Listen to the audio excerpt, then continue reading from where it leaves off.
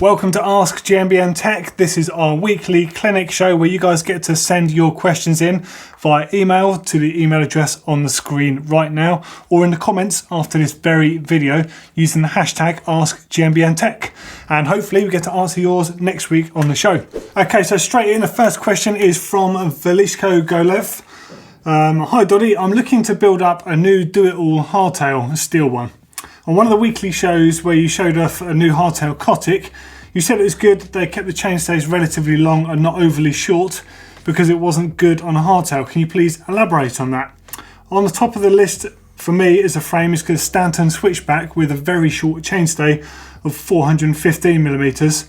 And on that note, have you ridden one and what are your thoughts? Okay, so let's take this from the beginning. I wasn't necessarily saying that short chainstays are bad. I just think that people get carried away with the obsession that a short chainstay is good.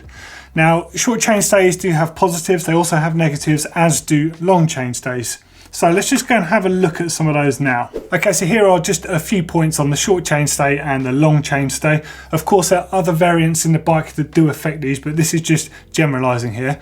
So on a short chainstay bike, your bottom bracket is nearer to the rear wheel axle, which means that's your pivot point when you do things like a manual or picking up the front end to do a bunny hop or anything like that. So it's going to feel easier and a lot zippier to actually pick that front end up on a short chainstay bike. On a long chainstay bike, your bottom bracket is further away from the rear wheel axle. So unless you raise the front end of the bike, i.e. a high-rise handlebar, it's going to feel harder to lift the front end compared to the short chainstay. Now, generally, the bike is going to feel a lot more agile and zippier with a short chainstay and more reactive to pedal input and what you do with that short chainstay bike compared to the long chainstay, which will feel more stable or more planted. So some people will get on a short chainstay bike and they'll love that feeling. Other people might find it's too reactive. Again, some people will find the stability of a longer chainstay maybe a bit tame, and other people will love the fact they can push it really hard. Now, when it puts to steep climbing, the short chainstay, because you're sat almost on that rear wheel axle when you're going up the climbs, you've got an immense amount of traction, which is a great thing. However, because that back end is so short and you're centered right over that pivot point of the bike, unless your front end is really long or really low, you're going to find the front end wanders around and it's quite hard to sort of control it. So you're going to need to either lower those bars, angle your saddle down, or perch right on the end to keep the weight on that. Whereas a long chainstay bike balances your weight nearer to the front of the bike, so there's a bit more weight on the front end anyway, so it does climb better like that. Unless you're talking about the most ridiculously steep stuff, in which case if you're out the saddle, then because of the long chainstay and the wheel being further away from you, there is a chance that that could wheel spin. So it goes both ways with all of these things. So the Stanton you mentioned, the switchback, that's a very good bike. They're really nicely made frames, but I just want to draw your attention because you talked about the short chainstay on that. So I have ridden a bike that goes kind of against the way I feel, and that's the Kona Honzo. So I rode the carbon one, and I think that's got a 415 chainstay out back, something like that, but that's with 29-inch wheels, so effectively it's even shorter, but the front end is really long and really low to counter that. Now that particular bike, I got on it and I was like, I'm not sure this is going to, it's not going to suit the way I want to ride, but actually it felt amazing. It's not the sort of bike I think I would go out there and pick. I did also find, because the chainstays was so incredibly short on it, it's quite a harsh feel on the back end, such a rigid feel. Some people are going to love that, but I felt because it was a carbon frame, it was very stiff anyway, that I could have done with the chainstays being a bit longer. But again, it defeats the purpose of that particular bike. So I wasn't saying they're bad, I just think they're different and I prefer a longer chainstay myself. Next up is a bit of a wobbly one from Benji Bro. Hey Doddy, what is wrong when I brake with my front brake and my front tyre moves to the side with the disc? Okay, so there are a number of things it could be. The obvious one would suggest that your wheel is loose within the fork. So that could be the quick release isn't tightened sufficiently, or your quick release axle, or your bolt through, depending on which hub system you have on there. So the first thing to check is that. And when you brake and that is loose, basically your whole wheel will move. Okay, so if it's not that, then there's a chance the bearings of the actual hub could be loose. Now, if they're cartridge bearings, that suggests that they're worn out, because the idea with cartridge bearings is you don't adjust them, you just take them out, you put new ones back in. If it's cup and cone bearings, then stop riding it now, get them adjusted because it sounds like they're loose, and then you should be okay again. If you ride with them loose, you will damage them and you can pit the bearings, which means the bearing surface actually becomes slightly lumpy, so the bearings will never run smoothly around it. So you don't want to do that because that means new hub time. Now there's also, when you're down there, you may as well do a safety check. Check your disc rotor bolts are all tight, because sometimes when you hold that front brake on, you rock it backwards and forwards and there can be a little bit of movement. It can be from a loose disc rotor. So make sure that they're all tight, and ideally use a bit of thread locking compound on each one of those 6 bolts. And while you're at it, check the front brake caliper is tight as well. So hopefully that should solve your problem, but also just to make you aware that your brake pads themselves can move a tiny bit. We're talking like 2 or 3 millimeters within the brake caliper. Even when they're held on, there is some movement there. So just check all of those things. But of course, the important ones, check your axle is tight and safe, and see if there's any play in the actual wheel hub itself. Okay, so next up is from Ramco Flamenc. Hi, first of all, great video. I've got a question though. I'm trying to find the Mountain and Trail King, but it seems I can't order the 2.6 ones you have in the video. I need some new tyres for my mountain bike holidays in the north of Italy, so can you tell me where I can order them? Alright, so firstly, when I made that video last week, they literally had just landed in the office. They're hot off the press. They're brand new tyres. So they're only just going into shops now. So I think if you go back to shops you've checked, you might find that some of the tyres have started getting there. Now we are aware that the Trail King, there is a slight delay in shipping, so they're going to be a little bit later getting there. But the Cross Kings, the Mountain Kings and the De Baron projects, they should all be on their way to European shops like any time around now. So hopefully you can get that sorted for your holiday. Okay, next up from Chrysenix. Hi Doddy, I've got a 3x9 group set but want to change it to a 1x system. Do you think I can swap the crankset to a 1x9, or would I have to change the whole group set itself? And am I okay with gearing for the trails I ride? Okay, well firstly you haven't listed the type of trails you ride, so going 1x, you obviously lose out on your higher and your lower end of the gear. So if you think you don't use those enough and you spend most of the time in the middle, then yes, you can get away with that. Now for the other part of the question, with the 3x to 1x, yes, you can ditch off all of those chain rings and get yourself a 1x specific chain ring to go in the middle there. Now there are 2 things to bear in mind. Firstly, you need to bear in mind the clearance you have between where that middle chainring is and where your chainstay is. So there'll be a limit on the size of middle chainring you can have on your particular bike. Now I can't imagine you're going to want to go bigger than a 34, and I think a 34 will fit on most bikes these days, but you will need to check that. And if you're unsure, take your bike to your local bike shop and at least they can have a look for you. Now when you're buying a 1x specific chainring, you need to buy something that uses that narrow wide profile, or the alternative profile used by MRP and Praxis, which is the wave ring style. So the teeth are actually slightly offset to actually hold against the in and outer links of the chain. Now the reason for that is because by losing the front derailleur off there, you need some sort of chain retention to keep it on there, and they do the job perfectly well. So you can save yourself the money on buying all new stuff by just buying a single chainring, and that should work fine for you. Okay, so a sort of a road-based question here from Andrew Frink. So as a roadie, it always surprises me that you mountain bike guys haven't figured out deep section wheels. It seems like Nino would be going fast enough to get some advantage out of them. Is there a UCI rule that limits the allowed wheel depth?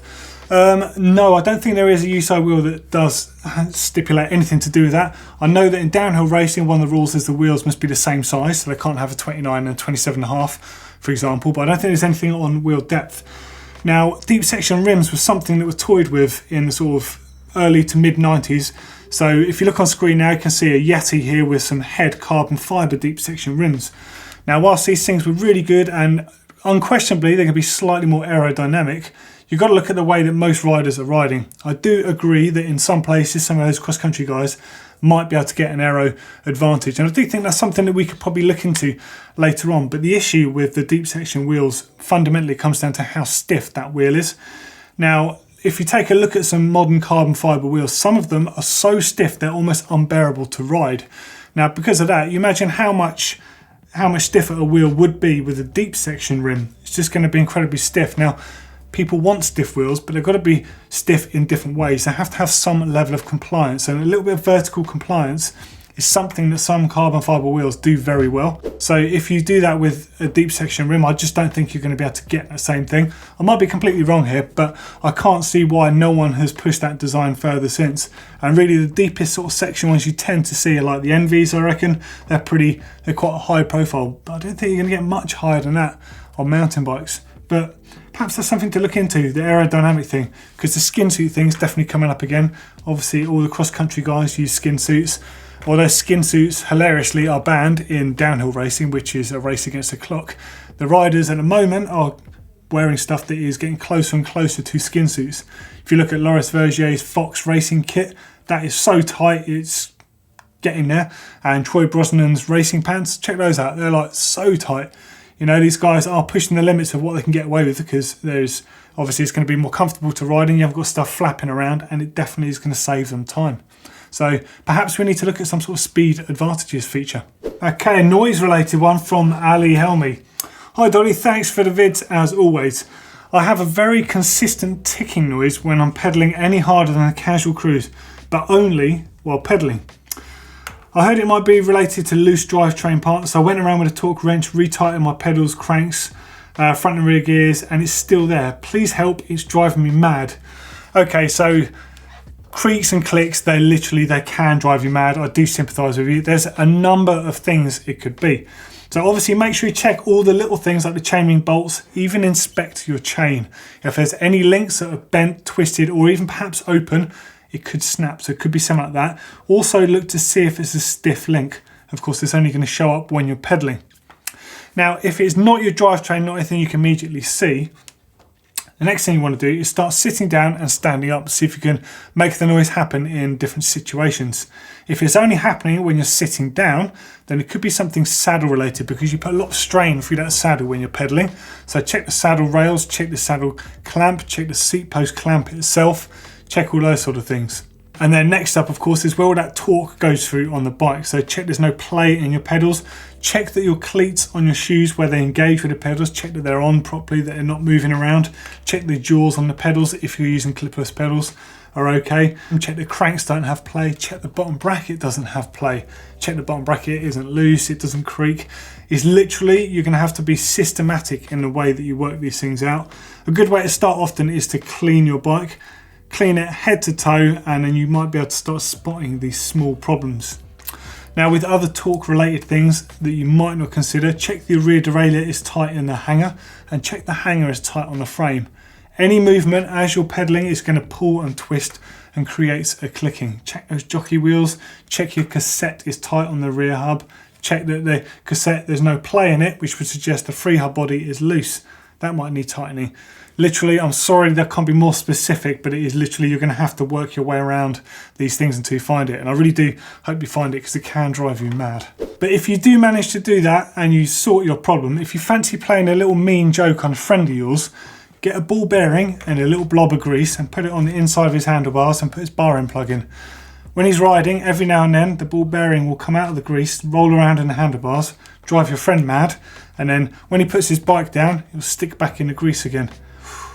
Vicious little trick. I had that one done to me and it drove me mad for about 3 weeks until I found out what it was. But it's pretty funny, I think. Oh, shocking question from Jeremy Olsen here. Have shock manufacturers tried using nitrogen instead of air in the shocks? Pressure chambers filled with nitrogen don't fluctuate their pressures nearly as much as air when they warm up or cool down. Yeah, and they do. So in the main air chamber that you inflate yourself, your body weight is the mainspring. That's not. So I'm not sure if you mean that or not, but that's just conventional air. But then that's not subject to the same heating up and cooling down in the same way as the pressurized chamber that's behind the IFP. Now that one is often nitrogen on a lot of shocks. Now you can alter the boost pressure in there additionally with a regular shock pump, but it has to be charged up initially, which, I mean, I haven't got the tools to do that sort of stuff. If we have to mess around with shocks like that, then we generally take them to the specialists that have the pressurized nitrogen tools to do that. But yeah, they do that, and it's very cool. Okay, so there we go, another Ask GMBN Tech show in the bag. Again, any questions, fire them in to the usual address and add them in the comments below. And for a couple more great videos, click down here for Fat versus Plus. That's the Geek Edition. Now that will tell you everything you need to know about fat bike tyres, how they feel, how they ride, should you even ride them, what they're good for, what they're not good for, against Plus tyres. Of course, Plus tyres are somewhere between a regular fat bike tyre and a regular mountain bike tyre, so you've got to decide which one suits you, or maybe they don't, so click down there for that one. And for hydraulic disc brake setup hacks, click down here. So they're all little handy tips just to get your brakes feeling absolutely primo. As always, click on that round globe to subscribe to the channel. We've got great content for you every single week here at GMBN Tech. And of course, if you like the Ask show, give us a thumbs up.